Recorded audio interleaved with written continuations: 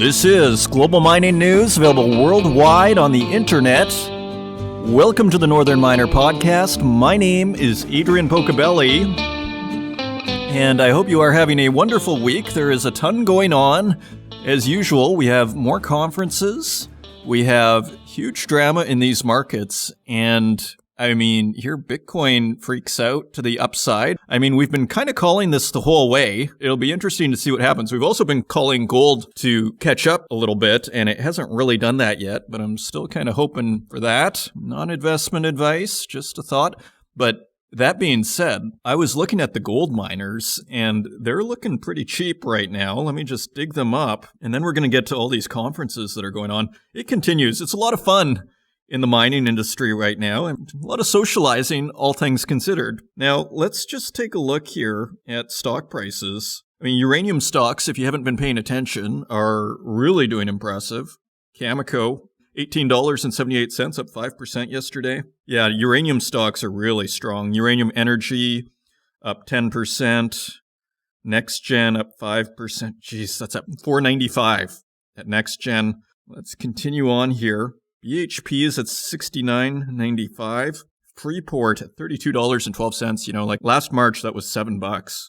Teck, $19.42. But look at this.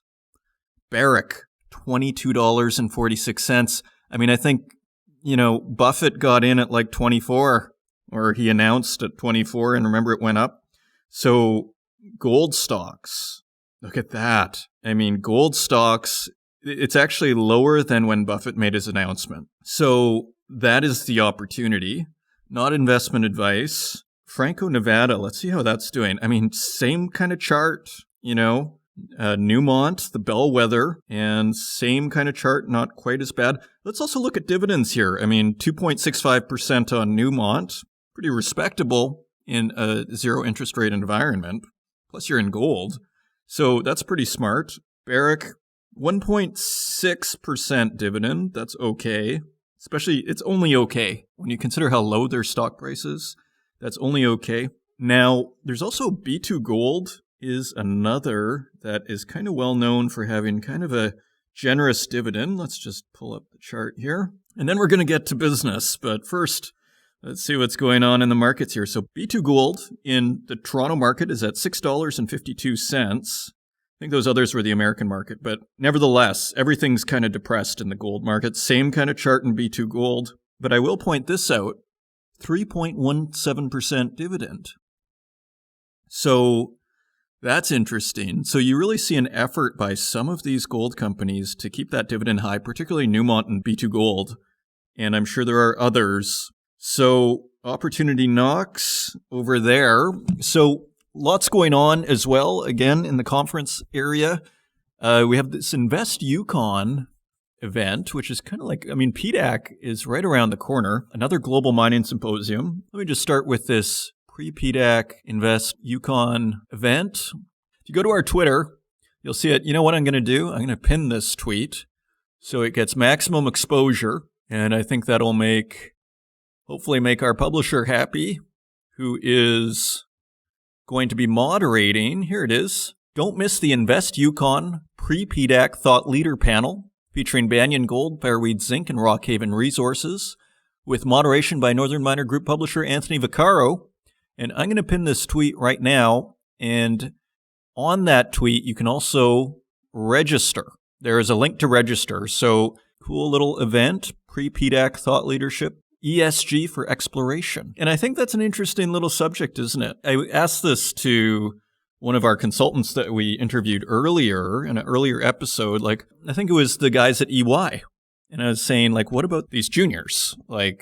What's their ESG? And they're like, no, they're in communities. It's, it's really, they're not off the hook. If anything, some of them are the first kind of people to encounter these communities as far as the first, you might say, responders from the mining communities. So a very important discussion. So that is happening. That is on February 18th at 10 a.m. PST or 1 p.m. Eastern Standard Time. So that's February 18th. Again, you can check our Twitter feed and you can check the pinned tweet. Not the Twin Peak, but the pinned tweet. All right. Okay. So also, ladies and gentlemen, we have a Global Mining Symposium. And these are quarterly events as far as I understand. So here we go. And it looked like a pretty cool lineup. Let's just take a closer look. This is taking place on February 23rd and 24th. So lots happening in the run-up to PDAC, and PDAC is early this year. Let's just take a look at this. So headlining the Global Mining Symposium is Paul Brink, President and CEO of Franco-Nevada. We also have John McCluskey, President and CEO of Alamos Gold. And also we have Andrew Cheadle is returning, Elizabeth Friel from 4P Solutions, Catherine Gignac from Cameco. I always like hearing from Cameco. She's a corporate director on Cameco, Oceana Gold, and Women in Mining. And Margot Naudi, who is president of Elephant Capital. Louise Pierce, who is from ERM, Environmental Resource Management. Now, I have just done a couple of weeks ago an event from CIM Sudbury where we had someone from ERM. So they're getting around there too, impressively. And also we have Hugh Roberts, CHR Metals, and Michael White, IBK Capital. They're a pillar in the community, in the Toronto investment community, particularly in mining. We've sponsored many a PDAC and several more. We have people from Dolly Varden, Commerce Resources, Blue Sky Uranium, Renforth Resources, Novo Resources, tons. Wallbridge, Amex Exploration, Metallic Minerals, Group 10, Brixton, Core Mining, O3 Mining, and Palladium One. Yeah, so that is exciting. That is coming up. So a couple of events to warm you up for PDAC, or maybe PDAC is the after party to the Global Mining Symposium. We report, you decide.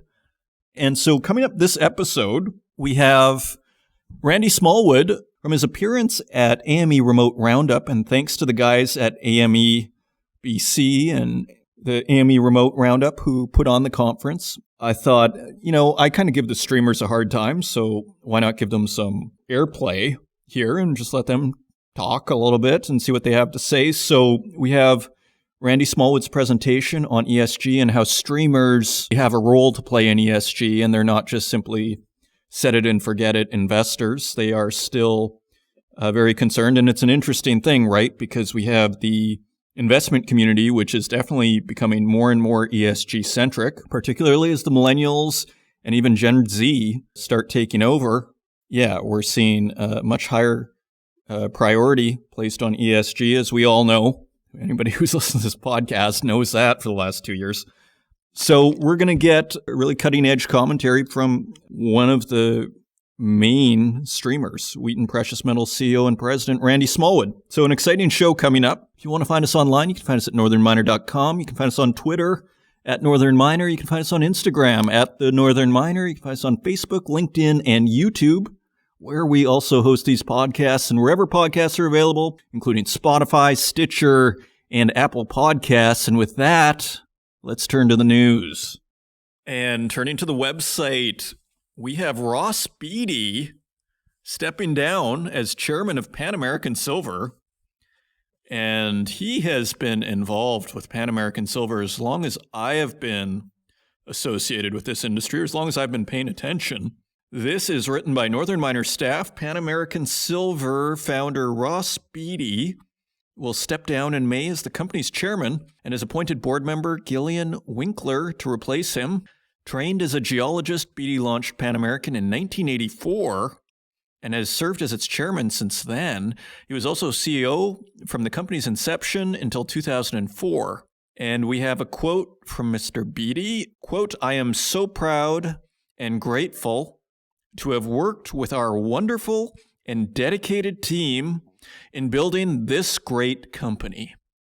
I would also like to thank our shareholders who have supported my vision of creating a world-class silver mining company." And continuing on, and Pan American is now the second largest primary silver producer in the world. That's pretty impressive. With the world's largest silver resources and reserves, the company says it also produces a significant amount of gold. Beatty noted in the announcement that the company, quote, "has never been in a better financial and operating condition, with many prospects for growth," end quote, and said he has, quote, "full confidence in the company's leadership team and its employees, end quote. And we have a little bit on his replacement, who is, again, Gillian Winkler. Winkler, who will succeed Beattie as chair on May 12th, has been on the company's board of directors since 2016 and also chairs the Human Resources and the Compensation Committee and is a member of the Audit Committee and the Nominating and Governance Committee.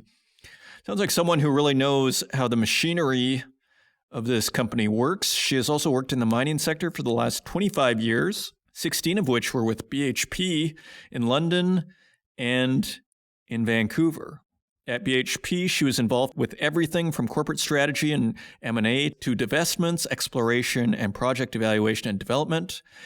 And we have another quote from Mr. Beattie. Managed succession is part of good governance, and I'm very pleased Gil has agreed to take on the role of chair. She is a highly experienced mining professional with a strong background in environmental, social, and governance matters, end quote. And as we mentioned last show, Ross Beattie has been a trailblazer.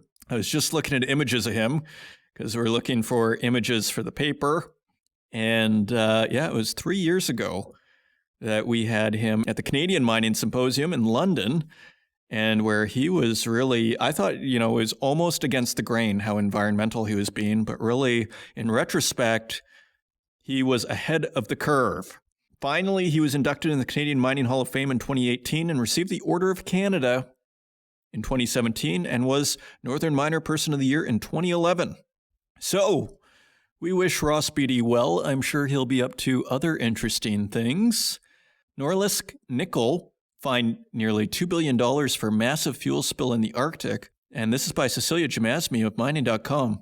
This is a pretty interesting story because it turns out it was a Russian court that fined Norilsk Nickel that huge amount of money. Norilsk Nickel, the world's largest producer of palladium and nickel, will have to pay a record fine of 146 billion rubles, which is equivalent to $1.94 billion, almost $2 billion, in compensation for a huge fuel spill in the Arctic last May, a Russian court ruled. The amount, while in line with a demand by the nation's environmental watchdog, more than doubles what Russia is seeking to get in mineral extraction tax from mining companies this year. And the name of the environmental watchdog is Rosprirodnadzor. And quote, "We won!" ! Rosprirodnadzor. Probably totally butchering that, but that is one of the hardest words I've read in a long time. Had Svetlana Rodionova, who was in the courtroom, said in an Instagram post, quote, "Ecology is everyone's business!" Pretty interesting way to deliver the message, isn't it? Sign of the times. Nornickel had rejected the watchdog's damage estimate, which according to the company assumes it did nothing to mitigate the impact of the spill. The objection was based on an extensive cleanup the miner carried out in the 7 months following the accident. The miner's attempt to reduce the original 148 billion rubles fine were based on technicalities and the way the original sum had been calculated, rather than denying culpability. It claimed the damages amounted to just $280 million or 21 billion rubles. And finally, just a little bit of info on the spill. The spill occurred on May 29th, 2020, when an aging reservoir at one of the company's facilities collapsed and leaked 21,000 tons of diesel in the surrounding area, most of which seeped into the soil and nearby rivers for several days before local authorities responded to the accident. Local environmental groups said the miner initially attempted to cover up the fuel leak, but the extent of it was quickly visible via satellite images, prompting neighboring water streams to change colors. And, you think this would have gotten more press. Listen to this. Both environmentalists and authorities called the spill the worst ecological disaster to ever occur in the Arctic. Wow. This really, I don't feel like this really got the press it merited if that's the case. Nornickel first blamed melting permafrost for the collapse of the fuel tank, but an investigation by the regulator found faults in its construction and maintenance.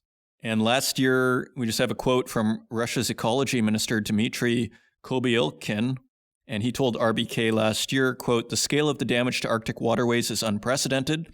The fine will be proportional to it." Well, so big fine to Norilsk Nickel for a huge Arctic spill, which kind of flew under the radar a little bit. Moving on, Mongolia asks Rio Tinto to cancel their Oyu Tolgoi deal. That sounds like a pretty big deal. Also by Cecilia Jamasmi, mining.com. Let's take a closer look. Our weekly Rio Tinto update. And let's just see. Mongolia government is said to be actively seeking to cancel a deal with Rio Tinto governing a $6.75 billion expansion of the Oyu Tolgoi copper mine in the Gobi Desert as it looks to replace it with a new agreement. So it sounds like they want to remake the deal. Rather than acting unilaterally, which would risk future foreign investment projects, local authorities have suggested Rio Tinto mutually terminate the plan. The end goal, Financial Times reported, is to reach a new agreement more beneficial to Mongolia. You know, I don't know if I've ever heard this before. Usually governments will just sort of say, okay, the deal's off. But they've kind of gone public with this idea that they want to renegotiate the plan, but work with them. They don't want to scare off foreign investment. Pretty interesting.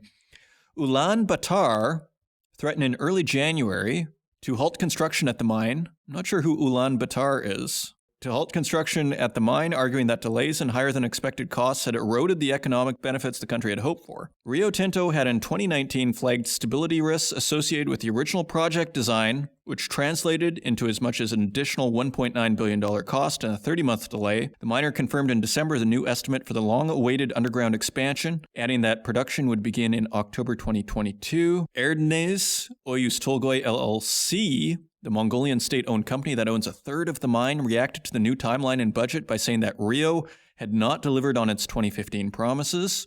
Erdnase's interest in Oyu Tolgoi is technically held through a 34% in a Mongolian company called Oyu Tolgoi LLC. The remaining stake belongs to Turquoise Hill Resources, which is 50% owned by Rio Tinto. Yeah, pretty complicated little structure here. All to say, this project Rio Tinto is saying it needs delayed. And it sounds like this delay is costing people money. My take, this is just Pocobelli's take at the Northern Miner podcast, is the Mongolian government is saying, okay, you can screw up, but now you need to renegotiate this deal. Yeah, sure. Like, it's not like you just get to say, okay, we screwed up and now it's going to cost us much more and all your loans you have to pay longer and there's no consequences. Sounds like Mongolia is sort of saying, okay, fine, let's renegotiate. Here's your chance to do it together with us. So the drama continues. This new CEO sure has a lot on his plate. You know, I'm going to be looking at these conference calls in the next few weeks. I'd be very curious to hear what the new CEO of Rio Tinto sounds like and just what he has to say. I mean, that guy has a lot on his plate. So maybe we'll be posting that at some time soon, see how they're doing, see how the new direction of the company is going. Moving on, investors, regulators looking at board diversity beyond gender. And this is by Kelsey Rolfe, who is a frequent contributor to the Northern Miner. She's freelance. And let's see what she has here. Canadian public companies will have a year to get in line with new, tougher board gender diversity guidelines from leading proxy advisory firms, or face a withhold vote against the chair of their nominating committee. Let's take a closer look. As of February 1st, 2022, that's a year from now, institutional shareholders services will expect S&P TSX Composite issuers to have at least 30% women board members, or a written gender diversity policy with a commitment to achieve that percentage over a, quote, reasonable, end quote, time frame. It will also withhold a vote for the nominating committee chair for widely held companies that aren't on the index if the company doesn't have any women on the board and has no formal written gender diversity policy. Glass Lewis, meanwhile, will require all TSX-listed issuers to have at least 2 female directors as of January 1st, 2022. Boards with 6 or fewer members can continue to meet the firm's existing voting policy of a minimum of 1 female director. So they're getting pretty serious about this. During the 2021 proxy season, both ISS and Glass Lewis will note issuers that don't meet their requirements. And we have a quote from Rima Ramchandani, partner at Torys LLP. And she said in an interview with the Northern Miner, quote, impacted companies have this year to get prepared or revisit their board composition and policies in anticipation of the new guidelines that will kick in the following year. So TSX companies are being put on notice. According to Ramchandani, the changes demonstrate investors' growing focus on public companies' board diversity and a recognition that 7 years after the Ontario Securities Commission implemented a quote, comply or explain rule requiring companies to disclose information related to gender diversity on their boards or explain why they had none, issuers aren't as far along as they should be. And a quick look at the numbers. According to Osler, Hoskin, and Harcourt, 2020 Diversity Disclosure Practices report, women hold 31.5% of all board seats at S&P TSX 60 companies, up from 22% in July 2015. So it's only a 9.5% rise in the last 6 years. And 28.3% of board seats at TSX composite companies. On the broader TSX, that number is lower at just 21.5%. So they're starting to get impatient. Ramchandani said, quote, even in the TSX Composite Index, there's still a big percentage of those issuers that haven't gone as far as I think the institutional investor community would like. So the mining industry specifically reported the second worst board diversity, ahead only of energy service companies, with an average of 13% female representation on boards and an average of 0.9 women directors, the Osler report founded. And finally, we have Carly Klinkoff, an associate at Torys in the firm Mining and Metals Group, and she said, quote, there is a disparity that exists currently in terms of issuers in the mining space versus the TSX more broadly. I think it will be interesting to see over the next year whether there's some movement there, because I think mining issuers have a longer way to go. So fascinating report from Kelsey Rolfe as usual. I encourage you to read the whole thing. There's a lot more in here. If you're on a board and Canadian company, you probably want to read this. Investors, regulators looking at board diversity beyond gender. And finally, we have a story, retail investors beware.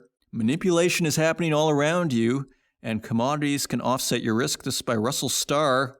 And so this whole market manipulation topic is once again at the center. In the wake of the GameStop Reddit saga, North American market manipulation is once again the topic du jour. That the rules of the game vary by player, institutional versus retail investor, hedge fund versus little guy, is clear, highlighted by the fact that once again, big finance has won, deemed too important to fail, the latest bailout on Wall Street, this time, ironically, thanks to brokerage firm Robinhood Markets, which continues to hold itself out as an ally to day traders, was unapologetically at the expense of the same lowly traders. And then he goes into the whole debate on the metals and whether they're manipulated.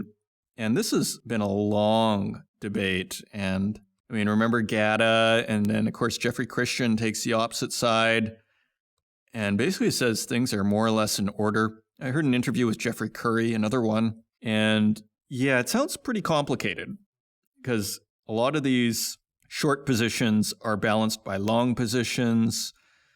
And so it's not quite as simple as looking at everything and just saying, oh, they have so-called naked shorts and that's it. Nevertheless, this is the kind of idea that really spreads like crazy. And again, it's not crazy. I mean, we have incentive here. Like, it's like that whole who benefits, right? If the gold price and the silver price are in fact manipulated lower, one would think, I mean, this is the logic. I mean, you can make whatever decision or opinion you want about it. The underlying argument, the logic of it is the US government is suppressing gold prices in order to protect the US dollar. Because if gold gets out of control, that's an indictment on the US dollar. So that is the underlying issue. This is the underlying argument.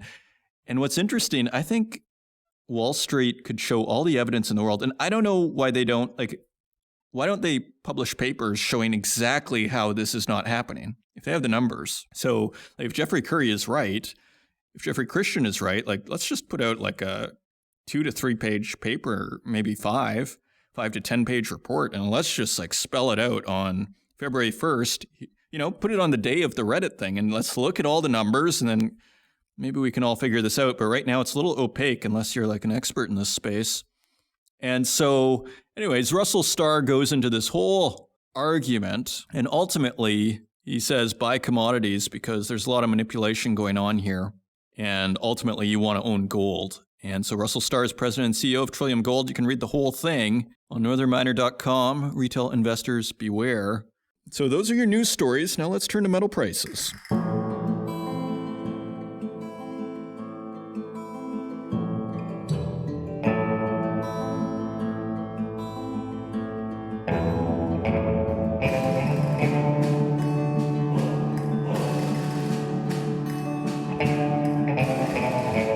And turning to metal prices, we'd like to thank our friends at mining.com who provide us with these prices each and every week.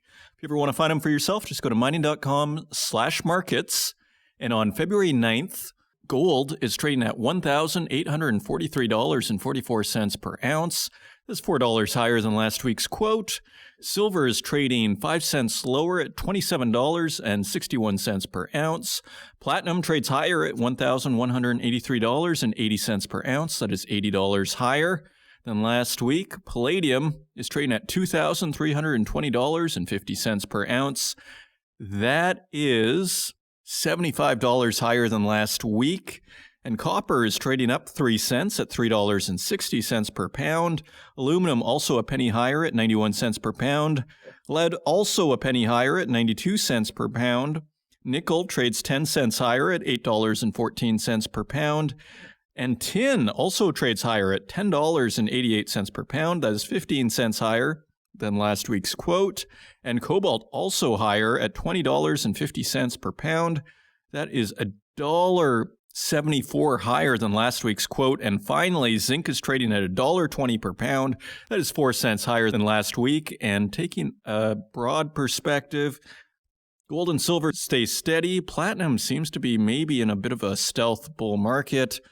Palladium bounces near its highs, and most of the industrial metals bounce near their highs, but tin is at an all-time high in the last 18 months since we started recording these quotes at 1088, and also cobalt showing unusual strength at $20.50 per pound.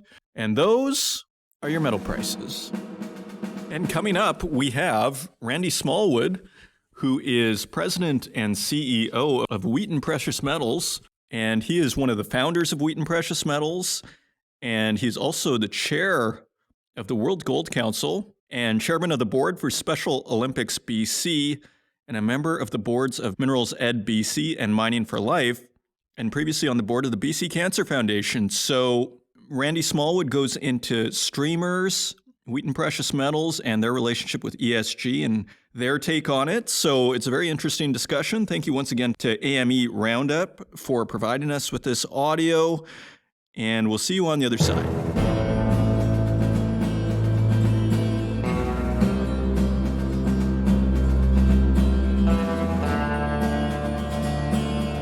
I'm happy to be here on this panel today to talk about probably the unique aspect of our investment decisions and how that all comes into play. A streaming company, for everyone's information, purchases the rights to metal from mining operations around the world, from third-party operators around the world. And so in a sense, we're a passive investor in the sense that we now own a part of the production from these assets, but we don't actually operate these assets. So some of what Bonita talked about earlier on from the investor's perspective definitely rings true for some of our own decision-making process. But our biggest hurdle is, of course, the fact that when we make an investment into an asset, it's a life of mine agreement, which means that we're there for the long term. It's not like investors where if you're not happy with practices, you can sell and move on. And so we really put a lot of focus on sustainability and on ESG and make sure that not only we invest into the right groups, but also that we focus on providing as much support as we can along that front. So somewhere here in this presentation, I'm going to make a few forward-looking statements, and the lawyers keep on telling me I have to put this in front of every presentation, so I urge you to understand the risks of those forward-looking statements. They're buried in there somewhere. So sustainability, our foundation.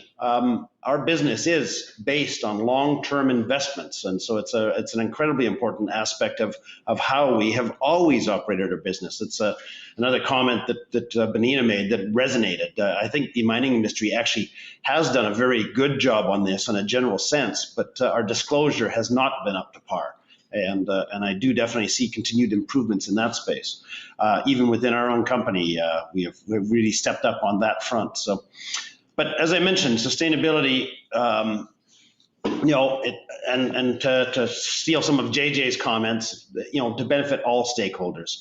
Our company is obviously, through the streaming business model, trying to become, we think we've presented the premier precious metals investment vehicle, but we only can succeed through that if we deliver value through our streaming business model to all of our stakeholders, and all should be underlined and in bold. All. It's not just our shareholders. Of course, that's who I work directly for. But for us to be successful, we also have to make sure that we deliver value back to our partners. And that can come obviously in the upfront payment that we make when we enter into a streaming agreement and helping them from a financial capacity basis on a go forward. But it also comes from providing additional support beyond that. We're a company that does see a lot of operations and gains a lot of experience and a lot of knowledge around the world. We do our best to try and share that wisdom. It's one of the biggest strengths that we can deliver post upfront payment to help our partners be that much stronger and help them maintain stronger social license, which is, again, another phrase out of Benita's presentation that resonates with me. This all adds up to maintaining strong social license amongst your neighbors, amongst your partners, amongst your community, amongst the planet. And it really is incredibly important for us to make sure that we can do our best as a silent shareholder or as a consumer of the product from these mines to actually contribute back to these mines and these operators and help them in their efforts to make sure that we leave good, strong, sustainable benefits all the way across the board.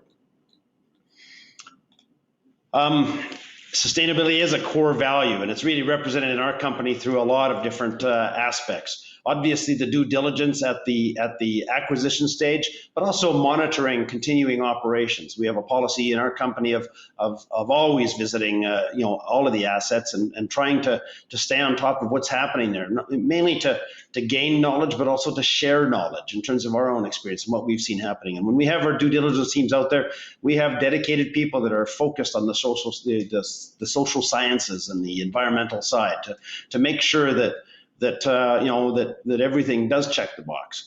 Community investment programs. We in the streaming space we're forefront in terms of recognizing that as an investor, and as JJ talked about from Microsoft, having to push some support upstream to those producers and to those mining companies.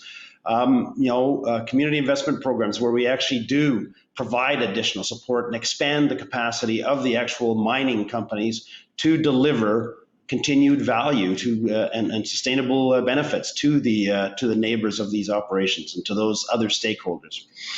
Of course, all of this really has to come from strong governance. Everything is wrapped around having strong governance in place, and we've really stepped that up here at Wheaton also, but it is an incredibly important aspect of it.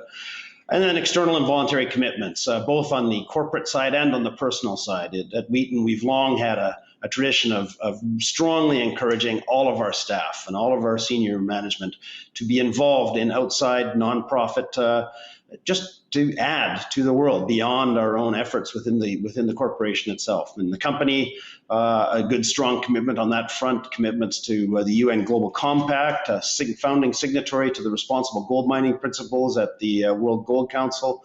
All sorts of, this has all resonated right through the company, and it's incredibly important.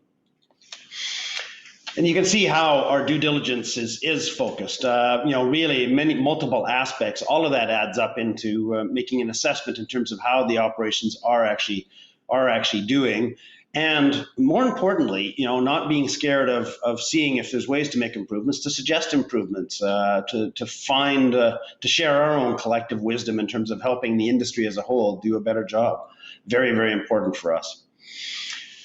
Environmental, governance, and social, all very, very important. We focus on third-party operators that perform to that standard. We're not scared of also being a change agent in terms of coming in and providing support. One of the things with the mining industry, with the resource industry, is we do get into a lot of rural, challenging locations around the world, and because of that, we do have a lot of experience that we can share with those operators to help make sure that we do leave good, strong benefits. That due diligence process, of course, is important in terms of finding out which operators have managed their risks, but also it helps us sort of minimize our own risks to our shareholders and to the rest of our stakeholders. We have 10 principles that we really put a focus on. Obviously, I've already talked about the due diligence aspects, which is item number 1. But really, there's a few other ones here I do really want to highlight. Number 4, is maintaining regular and ongoing dialogue. I've always said the streaming business model is very well suited for that because it is a contractual partnership, but the key word is partnership with an operator where we actually can have that direct input and feedback to how the operations are going. Number 6 and 7, of course, are also very important to us, and something that I do think, to expand upon what JJ from Microsoft was saying, to expand on that, there is an opportunity for us to have an influence upstream, and Wheaton started this a long time ago, and we've got a good, strong program along that phase. Support industry associations. I'm also the chairman of the World Gold Council, and quite proud of our responsible gold mining principles, which we brought into effect in 2019, and every member has now committed towards satisfying those initiatives, those principles. And happy to see Equinox recently joining. Thank you, Ross. Good to have your group on board. And then number 10 is a particular one to me. We shouldn't run and hide. One of the other things that resonated with JJ's presentation was the fact that, if the damage has been done, that's too late. Let's not be scared of being change agents. If we see something that we know is wrong or that can be done better, let's really focus on best possible practices, move forward. Don't be scared of coming in with suggestions, and some of that might mean a bit of financial support in terms of moving it forward. I still remember investing into improved safety practices in South Africa because we invested into a mine in Montana. That's taking a truly more global approach that I think the industry as a whole needs to take, needs to keep that perspective. Don't be scared of being change agents in terms of improving the overall performance of our industry. There's 4 pillars within our own community reinvestment program or investment program here: health, education, environment, and community. We dedicate 1.5% of our cash flows back. We average it over the previous 4 years, but back to community support, community programs to try and not only strengthen the communities where we and our employees live, but also the communities and the other stakeholders around the operations itself. From locally supporting groups like BC Cancer, we're the flagship sponsor of the Ride to Conquer Cancer, to also Nature's Trust, which I know is very near and dear to Ross Beatty, and we're now stepping up into providing support there. But more importantly, because of some of the challenging jurisdictions that the operations are, is our partner CSR program, where we actually provide support to programs in and around the mine sites that deliver us metal. Even though we don't own these things, we have an interest in these assets, and therefore it's important to us to help strengthen that social license on the operator's side. And some of those programs, as you can see, definitely we were the first streaming oil company to focus on providing that support back. Even though we're not the operators, we recognize that it's the right thing to do. And some of those initiatives with Vale, Glencore, First Majestic, all sorts of success in terms of improving education programs, health facilities, recreational facilities, just strengthening the benefits that the community gets overall, strengthening the social license that our partners receive from being successful in terms of working forward with that. Very, very important to us. And in fact, one too many. One of the other benefits of our company is the benefit or the capacity of being agile and responding to things like this pandemic, where we last year kicked off an additional $5 million CSR fund to provide support to front lines in a lot of communities around the world that are still dealing with the impacts of this pandemic, and providing support like ambulances and personal protective equipment, and supporting programs to start doing face masks. This is all that is required from this industry, and we just have to continue focusing on doing what we can on that front. Of course, external and voluntary commitments. Committed to be carbon neutral, a founding signatory of the World Gold Council, and the first streaming company to commit to the UN Global Compact. All something that's clearly highlighted in our 2019, our first ever 2019 sustainability report, which was released last year, and highly encourage everyone to have a look at that. It really highlights and goes into a lot more detail on these fronts. So what have we been able to build, and how has that helped us be successful on the sustainability front? Well, it really does come down to the portfolio of assets that we've invested into. We do have a track record of focusing on lower political risk jurisdictions, mainly because these are long-term investments on a go-forward basis. But these are jurisdictions and locales that do have needs for continued investment to try and improve the standard of life in these jurisdictions. And you can't do that unless you invest into high margin assets. And so we've got 31 different assets, 23 of which are delivering us metal right now. The bulk of that production does come from high margin assets with a long operating history, operating reserve base and resources in front of it, over 60 years of combined reserves and resources. This is one of the requirements of being successful, is having the capacity to be successful. We always have to provide that balance.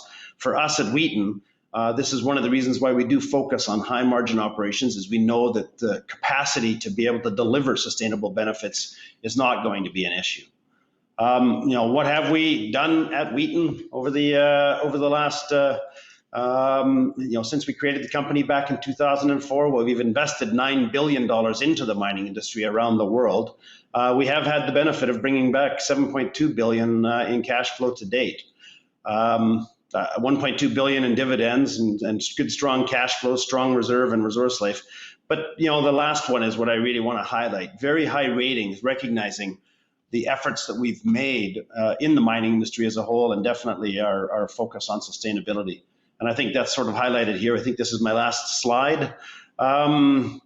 Definitely, top ratings amongst MSCI and Sustainalytics, and a few other programs. I should highlight, we just went through a London Stock Exchange listing, and again, to expand on Benita's comment about Europe and how it differs, the one slide, I have to say that the scrutiny that we went through in terms of meeting with funds, UK-based funds that can only invest on LSE-listed companies, was a level higher than what we've ever experienced here in North America in the past, and it's coming. And so to just reinforce, this is all a requirement in terms of being successful in this industry. I think that's probably it for me. Thank you. There you have it. ESG also front and center for the streamers. So good to hear their perspective. Randy Smallwood, he's been around for a while. Another one of these elder statesmen of the mining industry. Sounds like a good business to be in as silver keeps climbing higher. If you'd like to support the podcast, you can leave us a review in the Apple Podcast directory. And if you'd like to send it to your friends, that is also always appreciated. Thank you once again for joining us on the program, and until next week, take care.